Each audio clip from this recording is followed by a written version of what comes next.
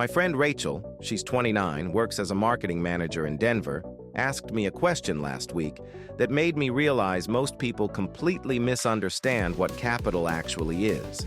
She'd just gotten a $4,000 raise. Good for her, right? But instead of feeling excited, she seemed confused. "I make $71,000 a year now," she said. "I should feel rich.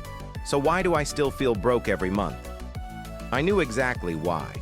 Because Rachel, like most people, thinks capital is money. But that's not what capital is at all. Here's the thing. I made this same mistake for years. I thought having money in my checking account meant I had capital. I thought a bigger salary meant I was building wealth. I was dead wrong. Capital isn't money. Capital is stored demand. Think about a parking meter on a busy street in Manhattan.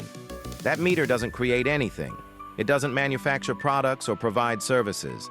But every day, hundreds of people need what it controls, a parking space. They hand over their quarters because they have no choice. The parking meter is capital because it sits between people and something they need.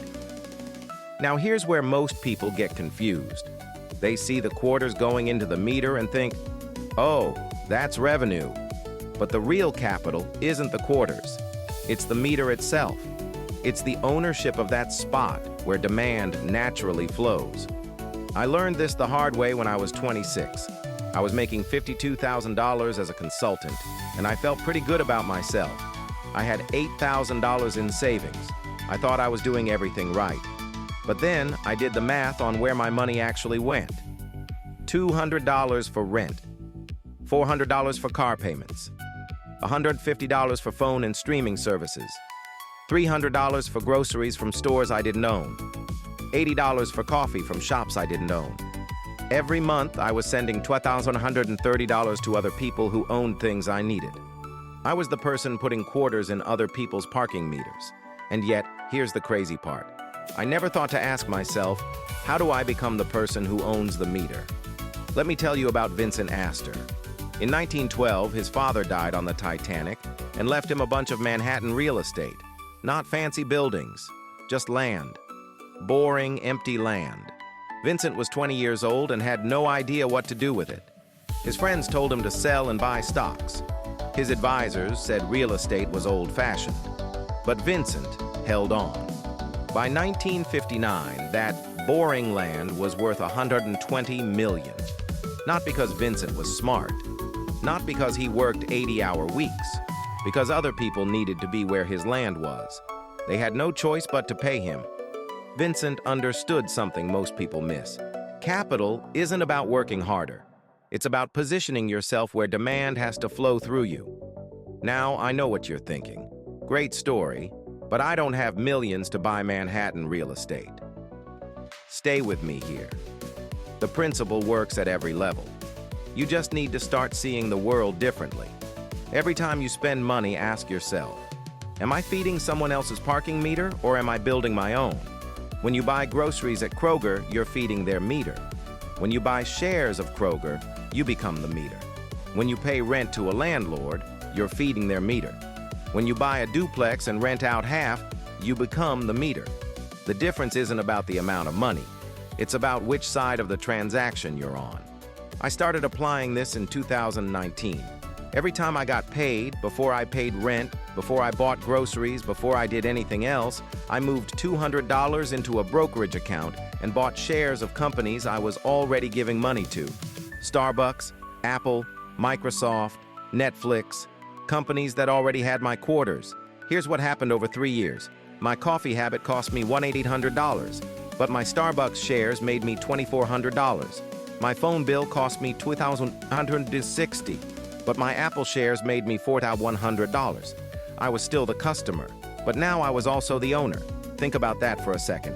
Same spending habits, same lifestyle, but completely different financial outcome. The magic wasn't in picking perfect stocks or timing the market.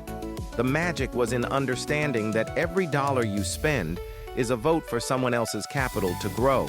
The question is, do you own a piece of that capital? Most people think about money as something they earn and spend, but that's renter thinking. Owner thinking is different. Owners ask, Where does money naturally flow, and how do I put myself in that flow? Let me give you a framework I call the parking meter test. Before any purchase over $50, ask yourself 3 questions. Do I need this thing, or do I need what this thing provides? Who owns the thing that provides what I actually need? How can I own a piece of that thing instead of just paying for it? Take streaming services. You don't actually need Netflix. You need entertainment. Netflix owns the parking meter between you and entertainment. So instead of just paying $15 a month forever, you buy Netflix shares with some of that money. Take your apartment. You don't actually need that specific building. You need shelter in that location. Your landlord owns the parking meter between you and shelter. So instead of just paying rent forever, you start looking at ways to own real estate. Take your morning coffee. You don't actually need that specific cup. You need caffeine and the ritual. Starbucks owns the parking meter between you and that experience. So you buy shares while you buy lattes. Here's the part nobody tells you. This isn't about depriving yourself. It's about getting paid for your own habits. Wild, right? Now, if you're someone who earns a decent living but feels like you're on a financial treadmill, working hard but never getting ahead, this is probably why. You're feeding other people's parking meters instead of building your own. The solution isn't to work more hours or find a higher paying job. The solution is to change which side of the demand equation you're on. Every dollar you redirect from consumption to ownership is a dollar that starts working for you instead of against you. And that dollar brings friends. It compounds. It grows. It builds momentum. Tonight, before you go to bed, look at your bank statement from last month. Find the 3 companies you paid the most money to. Then open a brokerage account and buy shares in those 3 companies, even if it's just $25 each. Even if it means eating out one less time this month. You're not changing your lifestyle. You're changing your ownership.